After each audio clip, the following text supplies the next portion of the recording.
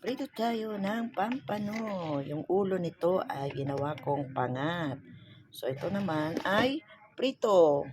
Ayan, mainit na siya, guys. Ayan.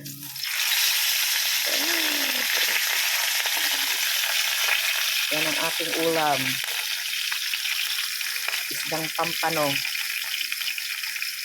Shout out sa inyo dyan. Magluto na tayo.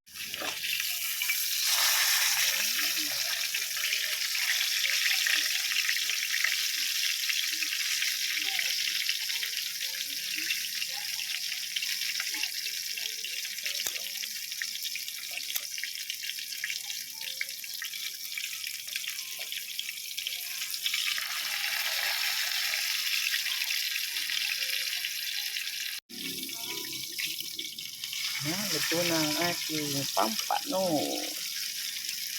So, hanguin natin, patayin na. Ilagay natin sa ating. Ayan.